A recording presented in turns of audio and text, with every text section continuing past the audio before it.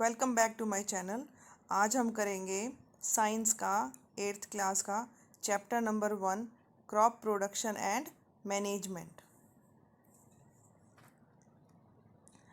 पहेली and Boojho went to their uncle's house during the summer vacation.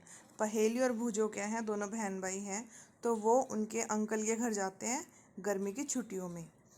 और उनके uncle क्या हैं? फार्मर यानी कि किसान हैं। तो उन्होंने देखा कि वहाँ पर कुछ टूल्स पड़े थे। ठीक है, खेती करने के जो टूल्स होते हैं, हथियार होते हैं जो खेती करने के, तो वो पड़े थे। जैसे कि खुरपी, सिक्कल, शॉवल, प्लो। ठीक है, शॉवल होता है जैसे कस्सी होती है, मतलब ये सारी जो है टूल्स हैं, यूज़ होते हैं जो खेती करने में। तो ये सब उन्होंने खेत में रखे हुए देखे। I want to know where and how we use this tools. तो वो लोग ये सोचते हैं, उसमें से भूजो ये सोचता है कि मुझे ये जानना है कि ये सारे टूल्स जो हैं वो कहाँ पर यूज़ होते हैं और कैसे यूज़ होते हैं।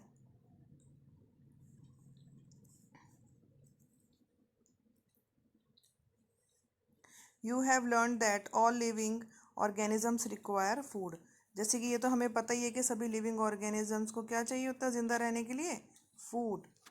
Plants can make their food themselves. और आपको ये भी पता है कि जो प्लांट्स होते हैं वो अपना खाना खुद बना सकते हैं।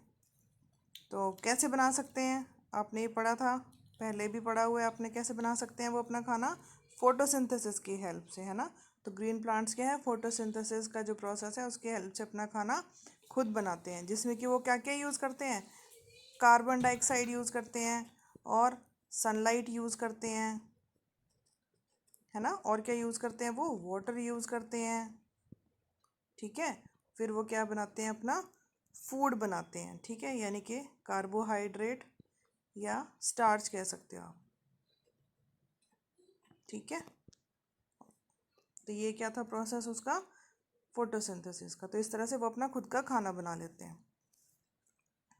Animals including humans can not make their own food.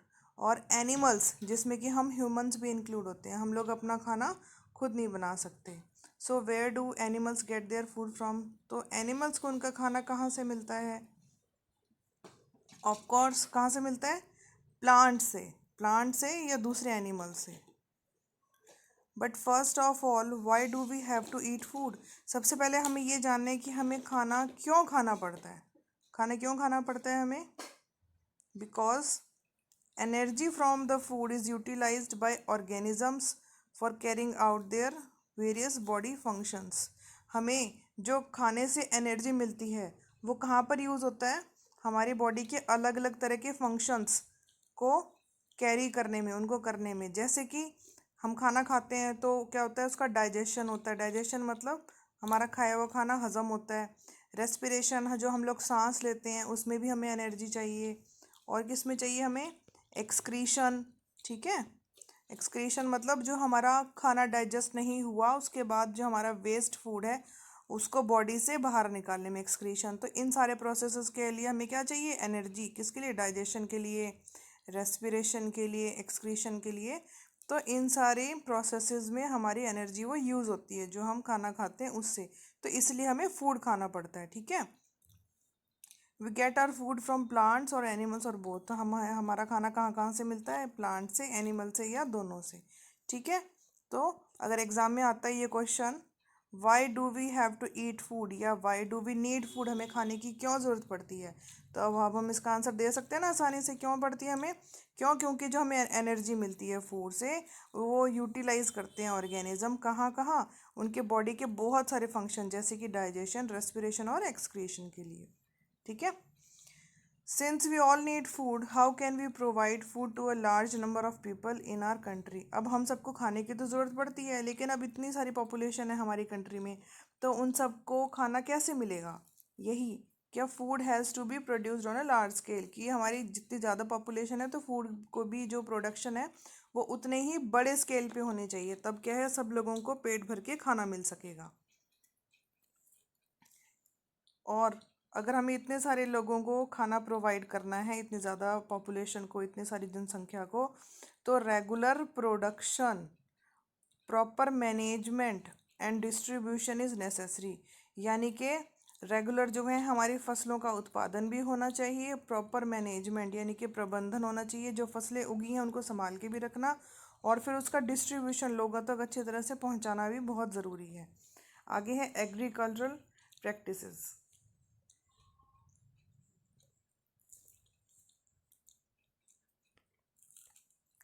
Till 10,000 BCE people were nomadic. तो 10,000 BCE तक क्या है, लोग कैसे थे, नोमैडिक थे, यानी कि वो खाने की तलाश में इधर उधर घूमते रहते थे। They were wandering in groups from place to place in search of food and shelter, यानी कि वो खाने की खोज में एक जगह से दूसरी जगह घूमते रहते थे, जिसको हम क्या बोलते हैं, खाना बदोश। नोमैडिक मतलब वो कैसे थे, खाना बदोश। ठीक है, तो एक जगह से दूसरी जगह वो खाने की तलाश में, और शेल्टर मतलब रहने की जगह ढूंढते रहते थे। और वो क्या क्या खाते थे उस वक्त, कच्चे फ्रूट्स खाते थे और वेजिटेबल्स खाते थे। ठीक है, और उन्होंने एनिमल्स को हंटिंग करना यानी कि शिकार भी करना शुरू कर दिया खाना खाने के लिए। बाद में उनको क्या पता चला, they could cultivate land and produce rice. बाद में उन्होंने सीखा कि कैसे ज़मीन के ऊपर भी फसलें उगाई जा सकती हैं, जैसे कि राइस है, वीट है, ठीक है, और दूसरे फूड क्रॉप्स हैं। तो इस तरह से जो है एग्रीकल्चर यानी कि खेती हमारी हिस्ट्री में स्टार्ट हुई। ठीक है, पहले तो उनको खाने की तलाश में, जो उस टाइम में लोग रहते थे जो खाना बदोश थे, उनको इधर से उधर घूमना पड़ता था। लेकिन बाद में उनको समझ में आ गया कि इधर उधर घूमने की बजाय हम लोग क्या करते हैं कि खेत बनाते हैं और उसमें खुद ही फसलें उगानी उन्होंने शुरू कर दी। ठीक है, तो इससे क्या है, उनके इधर उधर जो उनको भटकना पड़ता था उनकी वो समस्या सॉल्व हो गई। When plants of the same kind are cultivated at one place और a large scale is called crop. तो क्रॉप की डेफिनेशन क्या है, अगर एक ही जैसे प्लांट यानी कि सेम काइंड के प्लांट हैं, जैसे कि मान लीजिए गेहूं के हमने पौधे लगाए हैं, तो वो बहुत सारे बड़े स्केल पे, ये नहीं है कि एक दो पौधे हैं, बहुत सारे पौधे हैं, हज़ारों की क्वांटिटी में हैं। ठीक है, हज़ारों की संख्या में हैं। अगर हम एक जगह पर एक ही जैसे बहुत सारे प्लांट लगाते हैं तो उसको क्या बोलते हैं, क्रॉप यानी कि फसल। उसको क्या बोलते हैं, crop. For example, crop of wheat means that all the plants grown in a field are of the wheat। मतलब अगर गेहूं लगाइए तो गेहूं के ही होंगे, चावल लगाइए तो सिर्फ चावल की ही खेती होगी, वहाँ पे सिर्फ उसी के पौधे होंगे। अच्छा, क्रॉप्स आपको पता है कि अलग अलग तरह की होती हैं, है ना, जैसे कि सीरियल्स यानी कि अनाज भी उगती हैं, सब्जियां और फ्रूट्स, और हम इनको क्लासीफाई कर सकते हैं उनके सीज़न के हिसाब से। ठीक है, तो बेसिकली जो है हमने हमारी कंट्री में दो अलग अलग वैरायटीज़ में हमने इनको डिवाइड किया है फसलों को। ठीक है, किसके ऊपर डिपेंड करता है ये सब, कि वो कौन से सीज़न में बोए जाते हैं, उसके हिसाब से। हमारा जो देश है, जो भारत देश है, वो बहुत बड़ी कंट्री है, और यहाँ की जो है पर्यावरण की जो कंडीशंस हैं, जैसे कि टेम्परेचर यानी कि तापमान, ह्यूमिडिटी मतलब कि हवा में जो गीलापन है, जो नमी है वो, और बारिश, तो ये सब के एक जगह से दूसरी जगह से बहुत डिफरेंट डिफरेंट है ना। जैसे कि राजस्थान में बारिश कम होती है, तो अगर आप साउथ में चले जाओ केरला साइड में, वहाँ खूब बारिश होती है। तो हमारी कंट्री क्या बहुत बड़ी है, और यहाँ की जो क्लाइमेट की कंडीशंस हैं वो हर जगह की अलग अलग है, हर जगह का टेम्परेचर अलग है, ह्यूमिडिटी मतलब हवा में नमी अलग है, और बारिश भी कहीं होती है तो कहीं बिल्कुल भी नहीं होती। तो ये सब क्या है, अलग अलग हैं, तो उसके अकॉर्डिंग क्या है, हमारे यहाँ पर अलग अलग देशों में, और देशों में भी, और अलग अलग जो हमारे रीजन्स हैं हमारे देश के अंदर, तो वहाँ पर भी अलग अलग फसलें वहाँ के टेम्परेचर, ह्यूमिडिटी और रेनफॉल के हिसाब से लगाई जाती हैं। Accordingly there is a rich variety of crops grown in different parts of country. और हमारे देश में बहुत सारी वैरायटी है क्रॉप्स की, जो हमारे देश के अलग अलग हिस्सों में बोए जाते हैं। तो मेन जो है हमारे दो तरह के पैटर्न हैं, कौन से, पहला है खैरिफ, और दूसरा है कौन सा, रबी। तो खैरिफ क्रॉप कौन सा है,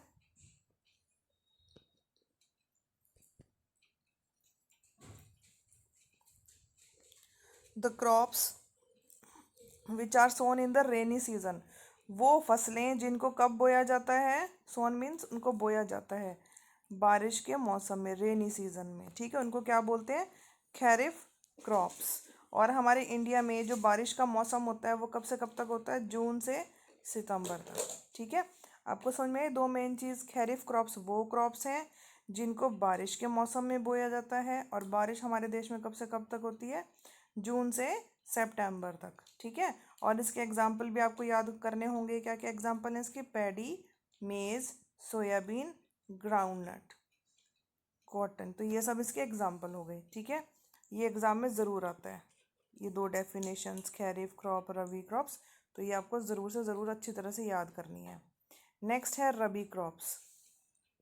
रबी क्रॉप्स वो क्रॉप्स हैं जो कि सर्दियों के सीज़न में बोई जाती हैं। सर्दियां हमारे यहाँ कब से कब होती हैं इंडिया में, अक्टूबर से मार्च में, ठीक है। तो इनको क्या बोलते हैं, रबी क्रॉप्स। और इसके एग्जाम्पल कौन से हैं, वीट, ग्राम, पी, मस्टर्ड, लिनसीड, ठीक है। तो आपको समझ में आ गई इसकी डेफिनेशन, ये डेफिनेशन किसकी थी, रबी क्रॉप्स की। Besides these pulses and vegetables are grown during summer at many places। और इनके अलावा जो है दालें और सब्जियां जो हैं वो भी हमारे देश में गर्मियों में बोई जाती है काफ़ी सारी जगह पे। Basic practices of crop production, जो मेन प्रैक्टिस कौन सी हैं, यानी कि हमें क्या कुछ करना पड़ता है क्रॉप प्रोडक्शन के लिए। Why paddy can not be grown in winter season, जो पैडी होती है वो सर्दियों में क्यों नहीं बोई जा सकती, क्यों, क्योंकि उसको बहुत सारे पानी की ज़रूरत होती है, इसलिए उसको सिर्फ और सिर्फ बारिश के सीज़न में बोया जाता है। अच्छा, एक हमारा जो है यहाँ पर मेन डिफरेंस की अगर हम बात करें खरीफ की और रबी की, एक ये ध्यान रखना कि अगर आप कभी एग्ज़ाम में भूल भी जाओ तो जो खरीफ क्रॉप्स होती है ना, वो मेनली वही क्रॉप्स हैं कि जिनको क्या है, बहुत सारा पानी चाहिए होता है, इनको बहुत सारा वाटर चाहिए होता है। एक ये मेन डिफरेंस, ये याद रखना आप, ठीक है। इनको पानी चाहिए होता है खूब सारा, ठीक है। और जो रबी क्रॉप्स हैं इनको पानी नहीं चाहिए होता, ओके। तो खरीफ क्रॉप्स जो हैं आपके बारिश के सीज़न में बोई जाती हैं, जून से सितंबर, ये सब उनके एग्जाम्पल हो गए। और रबी क्रॉप्स आपको मैंने बता दिया ये सर्दियों में बोई जाती हैं, ठीक है।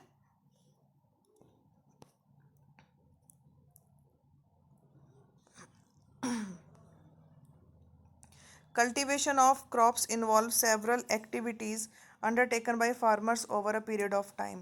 यानी कि अगर हमें फसलें उगानी हैं तो उसके लिए हमारे किसानों को बहुत मेहनत करनी पड़ती है, और वो कोई थोड़े बहुत समय में, एक दो दिन के समय में नहीं हो जाता, उसके लिए उनकी बहुत समय लगती है, और ये काफ़ी लंबा प्रोसेस है। आपने इस तरह की ही मेहनत करते हुए किसी गार्डनर को, यानी कि माली को भी देखा होगा, है ना।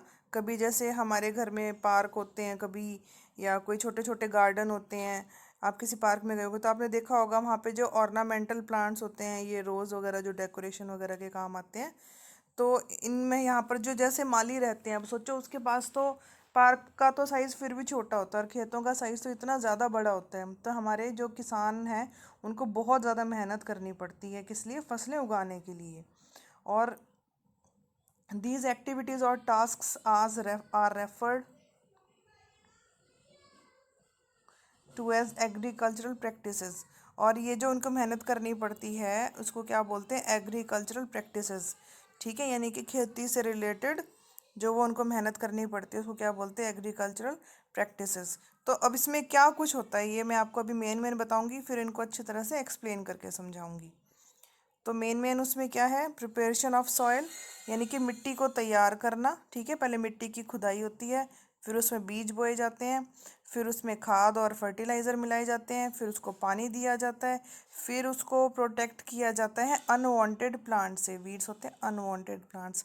कई बार मान लीजिए कि हमने लगाए तो चावल हैं, लेकिन चावल के पौधों के साथ जो है कुछ ऐसी जो घास होती है, कुछ ऐसे प्लांट्स भी उग जाते हैं जो कि हमने जो चावल के पौधे बोए थे उसके सारे न्यूट्रिएंट्स ये यूज़ करने लग जाते हैं, जो कि अनवांटेड प्लांट्स हैं। इनको क्या बोलते हैं, वीड्स। तो हमें इनको भी निकालना पड़ता है खेतों से, फिर उसकी कटाई करते हैं फसल की, और फिर उसको संभाल के स्टोरेज करते हैं। प्रिपरेशन ऑफ सॉइल, ये है सबसे first step, preparation of soil. Preparation of soil is the first step before growing a crop. फसल उगाने से पहले सबसे पहले स्टेप कौन सा है? Preparation of soil. ये बहुत ही इम्पॉर्टेंट काम है एग्रीकल्चर का, खेती का। ठीक है, तो इसमें क्या किया जाता है? सॉइल को टर्न किया जाता है और लूज किया जाता है, यानी कि मिट्टी की उसकी खुदाई की जाती है, मिट्टी की जो लेयर्स होती है उनकी उलट पलट की जाती है। ठीक है ना, उलट पलट की जाती है मिट्टी को ढीला किया जाता है, उसको लूज किया जाता है मिट्टी को। क्यों किया जाता है? ये एग्जाम में अगर आपसे पूछ लें कि मिट्टी को क्यों लूज किया जाता है, उसको टर्न क्यों किया जाता है, उसको क्यों खुदाई करते हैं, क्यों उसको उलट पुलट करते हैं, ढीला क्यों करते हैं मिट्टी को, इसीलिए करते हैं कि जो हमारे जो पौधे हैं उसकी जो जड़ें हैं वो मिट्टी तक डीपली जा सकें, नीचे तक जा सकें मिट्टी में। ठीक है, और फिर क्या होगा? The loose soil allows the roots to breathe easily. इससे क्या होगा? जो ढीली मिट्टी होगी वो क्या करेगी? रूट्स जो हैं इजीली, उसमें जो रूट्स होंगी वो इजीली ब्रीद कर सकेंगी, सांस ले सकेंगी। ठीक है, वो जितना नीचे जा सकेंगी उतना रूट्स जो है जितना नीचे जा सकेंगे, जितनी मिट्टी लूज होगी तो इजीली रूट्स को क्या है, सांस लेने के लिए जगह मिल जाएगी। अब आगे क्वेश्चन आ जाता है, why does the loosening of soil allow the roots to breathe easily. अब पूछ रहे हैं कि अच्छा ये तो चलो समझ में आ गया कि हमने मिट्टी लूज कर दी, ठीक है, रूट्स भी नीचे तक चले गए, गहराई तक, तो फिर रूट्स को सांस लेने में कैसे हेल्प हुई, कैसे उनके लिए कैसे इजी हो गया सारा प्रोसेस? इसीलिए क्योंकि अगर आपको पता हो कि मिट्टी के अंदर अर्थवॉर्म यानी कि केंचुए भी होते हैं और काफ़ी सारे ऐसे माइक्रोब्स भी होते हैं, है ना।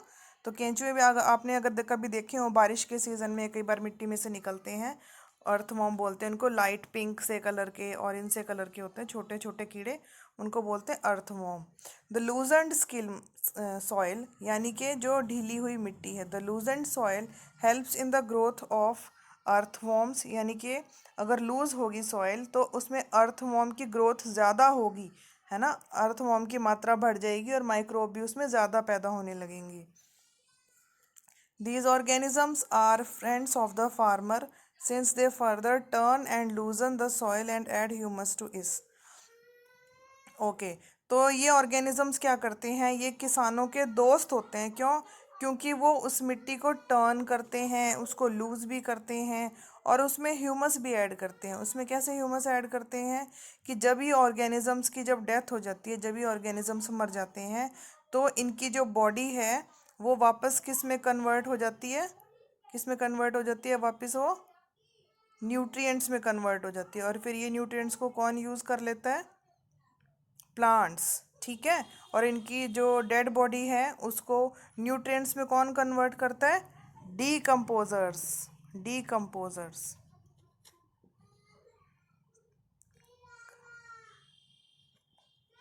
ये आपने पढ़ा था ना 7th क्लास में। तो डीकम्पोजर जो है डेड बॉडी को न्यूट्रिएंट्स में कन्वर्ट कर देते हैं। But why the soil needs to be turned and loosened. Soil को लूज क्यों करना पड़ता है? You have learned in the previous classes that soil contains minerals. हमने पढ़ा था ना ये पहले कि सॉइल में क्या क्या होता है? मिनरल होते हैं, वाटर, एयर और कुछ लिविंग ऑर्गेनिजम्स भी। और डेड प्लांट्स और एनिमल्स जो हैं वो डिकम्पोज हो जाते हैं सॉइल के ऑर्गेनिज्म से। तो इस तरह से क्या होता है, जो अलग अलग न्यूट्रिएंट्स होते हैं वो वापस से कहाँ पे थे? न्यूट्रिएंट्स जो डेड ऑर्गेनिजम्स में थे वो सारे रिलीज हो गए वापस सॉइल में, और ये जो न्यूट्रिएंट्स हैं ये दोबारा इनको किसने अब्जॉर्ब कर लिया? प्लांट्स ने। Since only a few centimetres of the top layer of the soil support plant growth. जो ऊपर के कुछ सेंटीमीटर हैं मिट्टी की जो लेयर है, सिर्फ वही प्लांट की ग्रोथ को सपोर्ट करती है। Loosening and turning of soil brings the nutrient rich soil to the top. अब जो न्यूट्रिएंट रिच वाली सॉइल थी जो काफ़ी नीचे थी, अगर हम इसकी खुदाई करते हैं मिट्टी की तो वो भी ऊपर की तरफ आने लग जाती है, ऊपर वाली मिट्टी में आने लग जाती है। ठीक है, so that plants can use this nutrients. अब ये न्यूट्रिएंट्स का फ़ायदा किसको मिलेगा? प्लांट्स को। दस turning and loosening of soil is very important for cultivation. इस तरह से टर्निंग और लूजनिंग जो है मिट्टी की वो बहुत इंपॉर्टेंट है क्रॉप्स के लिए।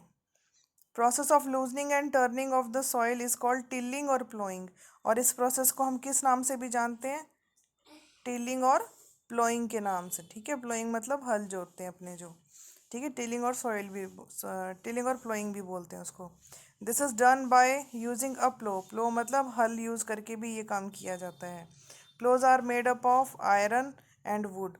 हल किसके बने होते हैं, लकड़ी के या लोहे के। If the soil is very dry, अगर मिट्टी जो है वो बहुत ही सूखी हुई है, इट में नीड वाटरिंग बिफोर प्लोइंग। ये नहीं कि आपने डायरेक्ट जो है उसकी प्लोइंग कर दी या उसमें हल जोत दिया। अगर मिट्टी बहुत ज़्यादा ड्राई है तो पहले आपको उसमें पानी भी डाल के उसको सॉफ्ट बनाना पड़ेगा।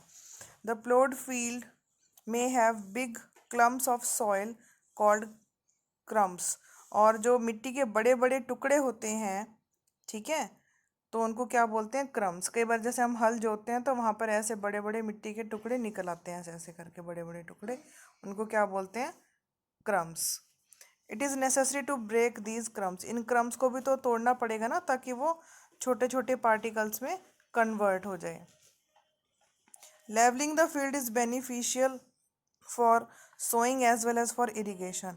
और क्या है, मिट्टी की लेवलिंग भी की जाती है, ठीक है। लेवलिंग से क्या फ़ायदा होगा, लेवलिंग मतलब सारी मिट्टी को एक सार कर देते हैं, तो उसका उसका फ़ायदा कब होगा, पानी देने में हेल्प होगी, और जो है हमें बीज को बोने में भी हेल्प होगी। और ये किसके हेल्प से की जाती है लेवलिंग, लेवलर के हेल्प से। किसके हेल्प से, लेवलर के हेल्प से।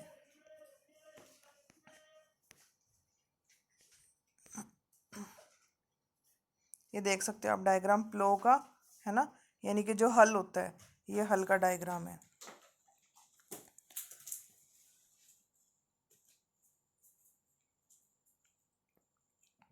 Agricultural implements. Before sowing the seeds, it is necessary to break soil clumps to get better yield. हमें जो है बीज बोने से पहले बहुत ज़रूरी है ब्रेक करना मिट्टी के बड़े बड़े टुकड़ों को, ताकि वहाँ पर फसल अच्छी पैदा हो। और ये किसके हेल्प से की जाती है, काफ़ी सारे टूल्स के हेल्प से की जाती है, ठीक है। इसमें कौन से टूल्स यूज़ होते हैं, प्लो, हो एंड कल्टीवेटर, इसमें ये सब टूल्स यूज़ होते हैं। आप पहले डायग्राम देख सकते हो उसका प्लो का, ठीक है। ये भी कई बार एग्जाम में पूछा जाता है, draw the diagram of plough, तो आपको ये डायग्राम पता होना चाहिए। नेक्स्ट इज प्लो।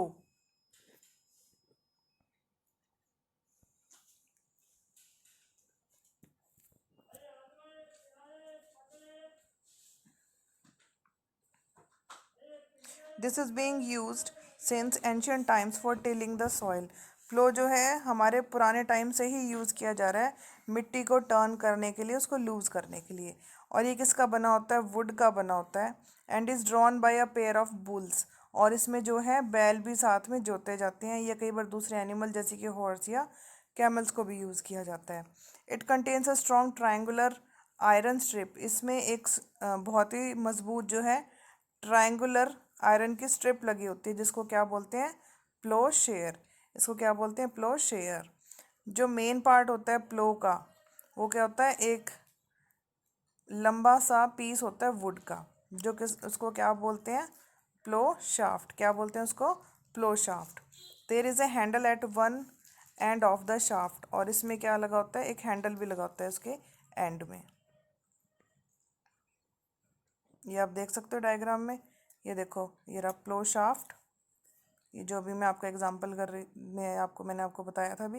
ये देखो, ये लंबा सा जो हैंडल है, इसको क्या बोलते हैं, प्लो शाफ्ट, है ना। ये देखो, ये इधर डायग्राम में बना हुआ है, ये रहा प्लो शाफ्ट। और ये देखो, यहाँ पर एनिमल को यूज़ किया जा रहा है, ठीक है। और जो ये वाला पार्ट है, इसको क्या बोलते हैं, जो पॉइंटेड सा पार्ट है, इसको क्या बोलते हैं, प्लो शेयर। और ये जो लंबे वाला पार्ट है, इसको क्या बोलते हैं, प्लो शाफ्ट।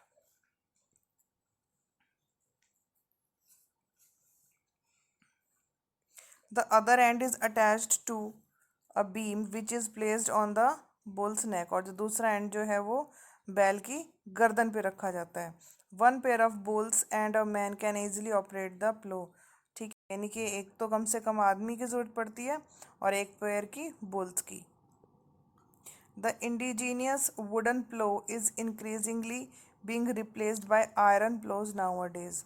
अच्छा, पहले क्या है, जो ये वाले प्लो, जो ये जो लकड़ी के होते थे, आज के टाइम में ये लकड़ी वाले प्लोज की जगह जो है लकड़ी वाले प्लोज की जगह जो है ये आयरन के प्लो भी आजकल यूज़ होने लगे हैं, क्योंकि वो ज़्यादा उनसे स्ट्रॉन्ग है, ज़्यादा ड्यूरेबल है।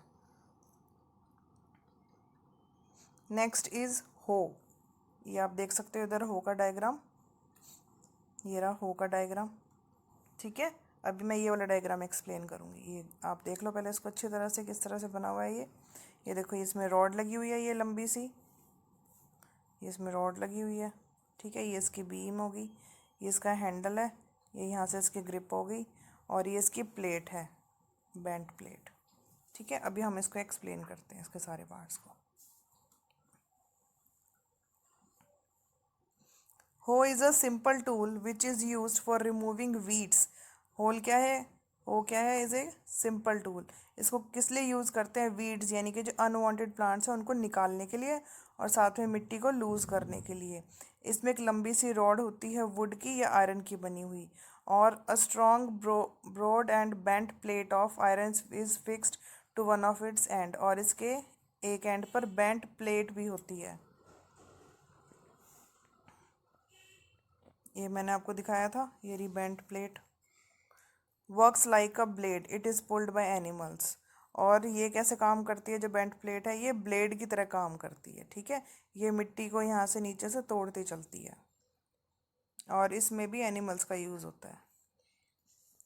Next is cultivator.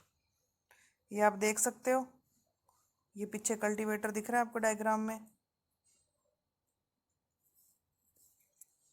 ये आपको दिख रहा है कल्टीवेटर, ये रहा कल्टीवेटर, इसको बोलते हैं कल्टीवेटर। ये ट्रैक्टर के पीछे लगाया जाता है, इसको क्या बोलते हैं, कल्टीवेटर।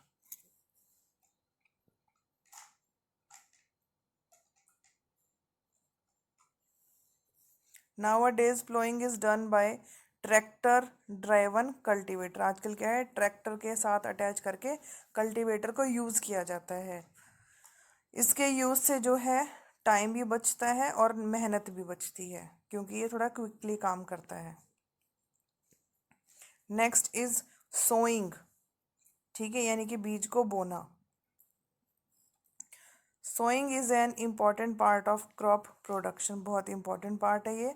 और सोइंग से पहले यानी कि बीज बोने से पहले हमें क्या देखना पड़ता है, सबसे पहले तो हमें देखना पड़ता है कि जो हम बीज बो रहे हैं वो कैसे होने चाहिए, अच्छी क्वालिटी के होने चाहिए, साफ़ सुथरे होने चाहिए, और हेल्दी होने चाहिए, यानी कि वो ख़राब नहीं होने चाहिए, उनकी वैरायटी अच्छी होनी चाहिए।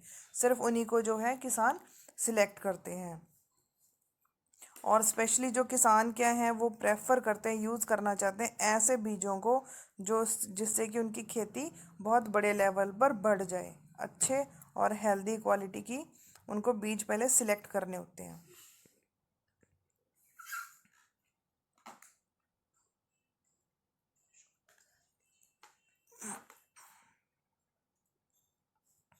One day I saw my mother put some gram seeds on a vessel and pour some water on them.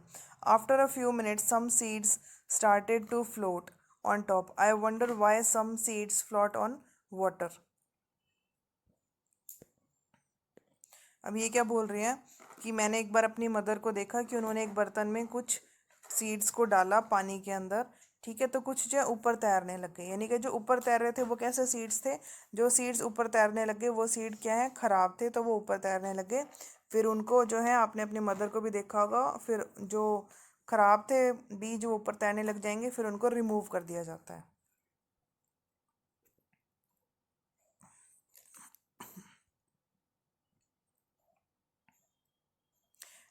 Are there seeds which float on water. ऐसे भी सीड्स होते हैं कि जो पानी के ऊपर फ्लोट करते हैं, तैरते हैं। वुड दे बी लाइटर और heavier than those with sink. और कुछ जो हैं वो क्या उनसे हल्के हैं जो नीचे पानी में डूबे रहे। क्यों है वो हल्के, तो क्या है इसका आंसर, डैमेज्ड सीड्स बिकम होलो। जो सीड खराब होते हैं वो अंदर से खाली हो जाते हैं, अंदर से खोखले हो जाते हैं, होलो हो जाते हैं, अंदर से खाली हो जाते हैं, इसलिए उनका वज़न क्या है, कम हो जाता है, और फिर वो पानी पर तैरने लगते हैं ऊपर, और फिर ख़राब बीजों को हाथ से निकाल दिया जाता है। तो ये क्या बहुत ही अच्छा मेथड है जो घर पे आपकी मदर भी यूज़ करती हैं। अच्छे क्वालिटी के सीड्स जो हैं वो आपके नीचे बॉटम में रह जाएंगे बर्तन में, और सिर्फ उन्हीं को यूज़ किया जाएगा। इस तरह से हेल्दी सीड्स को हम डैमेज सीड्स से अलग कर सकते हैं। Before sowing one of the important task is to know about the tools used for sowing seeds. अब हमें बीज बोने हैं तो उससे पहले हमें थोड़ी सी नॉलेज भी होनी चाहिए कि मतलब कैसे कैसे बीज बोए जा सकते हैं और उसमें कौन से टूल्स को हम यूज़ कर सकते हैं। ठीक है, पहले आप ये डायग्राम देख लो। ये है ट्रेडिशनल टूल, ठीक है, सोइंग का। आपको दिख रहा है ये इसमें से क्या है, इसमें से ये बीज डाले जा रहे हैं। ठीक है, इस तरह से इसमें बीज डाले जाएंगे तो बराबर पेस भी मेंटेन रहेगा, बीजों की जो लाइंस बनेगी उनके बीच में, और जो पौधे होंगे उनकी एक दूसरे से डिस्टेंस भी है वो बिल्कुल इक्वल रहेगी। अब मैं इसको एक्सप्लेन करती हूँ। ये आपको दिख रहा है फनल जैसा शेप है जो, ये वाला। The tool used traditionally for sowing seeds is shaped like a funnel. इसकी शेप कैसी होती है, फनल जैसी होती है, ऐसे फनल की तरह।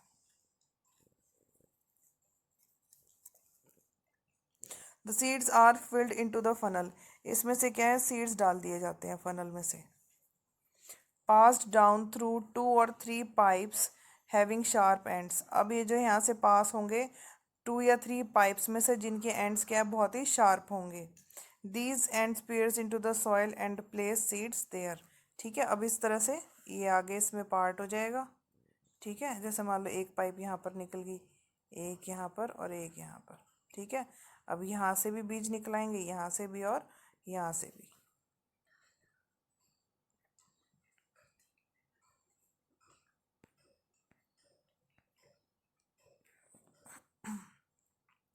Next is seed drill. ये देखिए आप डायग्राम, ये क्या है, seed drill.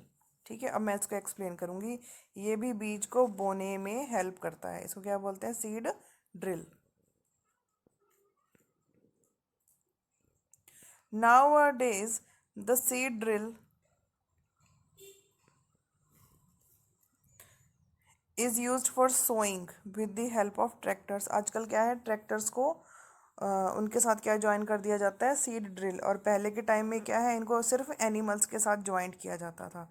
This shows the seeds uniformly eight equal distance. इसके कारण बीज क्या है, कैसे बोए जाते हैं, यूनिफॉर्मली, यानी कि एक सार एक बराबर बोए जाएंगे। उनके बीच का डिस्टेंस भी इक्वल रहेगा और उनकी गहराई भी बराबर रहेगी, depth. It ensures that seeds get covered by the soil after sowing. और ये भी चेक किया जाता है कि बीज बोने के बाद उनको मिट्टी से कवर भी कर दिया जाए। क्यों, this protects seeds from being eaten by birds. Otherwise क्या, बर्ड्स खा लेंगे उनको, अगर बीज जो है एज इट इज़ खेत में ऊपर की तरफ आपको दिखाई देंगे तो, है ना, तो क्या उनको बर्ड्स खा सकते हैं। इसलिए उनको बोने के बाद उनके ऊपर वापस मिट्टी की लेयर डाल दी जाती है। और sowing by using a seed drill saves time and labour. और अगर हम सीड ड्रिल को यूज़ करते हैं बजाय कि हाथों से एक एक बीज को बोने के, तो इससे क्या है, टाइम की भी बचत होती है और मेहनत की भी। There is a nursery near my school. Boojho कहता है कि मेरे स्कूल के पास एक नर्सरी है। I found that little plants were kept in small bags. मैंने वहाँ देखा कि बैग में छोटे छोटे से प्लांट रखे हुए हैं। तो उनको ऐसे क्यों रखा हुआ था, तो पहेली बताती है। Seeds of a few plants such as paddy are first grown in a nursery. क्या है, कुछ प्लांट्स के जैसे कि पैडी होते हैं, उनके छोटे छोटे प्लांट्स को पहले नर्सरी में बोया जाता है। नर्सरी क्या है, जगह होती है जहाँ पर छोटे छोटे प्लांट्स की देख रेख की जाती है। फिर जब वो थोड़े से बड़े हो जाते हैं, सीडलिंग में कन्वर्ट हो जाते हैं, जिसको अपने कहते हैं कि प्योद में कन्वर्ट हो गया। ठीक है, जब वो सीडलिंग्स में थोड़े से कन्वर्ट हो जाते हैं, थोड़ा सा साइज़ बड़ा हो जाता है, फिर उनको वहाँ से निकाल करके और खेतों में लगा दिया जाता है। कुछ फॉरेस्ट के प्लांट्स जो हैं and flowering plants are also grown in nursery. Nursery में और भी अलग अलग तरह के प्लांट्स बोए जाते हैं, कुछ जंगल में उगने वाले प्लांट्स भी और नर्सरी वाले भी। Appropriate distance between the seeds is necessary. उनके बीच में डिस्टेंस बहुत ज़रूरी है, इक्वल डिस्टेंस होना चाहिए सीड्स के बीच में। क्यों, ताकि क्या ना हो, ओवर क्राउडिंग ऑफ प्लांट्स। ऐसा नहीं है कि सारे प्लांट्स ऐसे एक ही जगह उगने लग जाए। ठीक है, फिर उनमें क्या कंपटीशन होने लग जाएगा न्यूट्रिएंट्स का। तो इसलिए क्या है, उनके बीच में थोड़ा डिस्टेंस होना चाहिए। जैसे एक यहाँ बोया है आपने प्लांट, तो एक यहाँ पर बोया है ना, एक यहाँ पर बोया, से डिस्टेंस होना होना चाहिए। ताकि जो है न्यूट्रिएंट्स के लिए उनको आपस में लड़ना ना पड़े।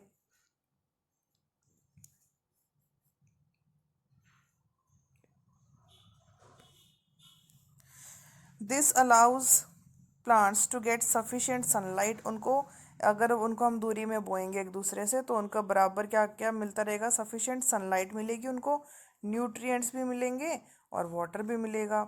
Eight times a few plants may have to be removed to prevent overcrowding. कई बार गलती से एक जगह बहुत सारे प्लांट्स लग जाएं तो उनमें से कुछ को निकालना भी पड़ता है ताकि वहाँ पर ज़्यादा प्लांट्स नहीं इकट्ठे हो जाएं। इस वीडियो का फर्स्ट पार्ट यहीं पर ख़त्म होता है। आगे का चैप्टर हम हमारे नेक्स्ट पार्ट में पढ़ेंगे।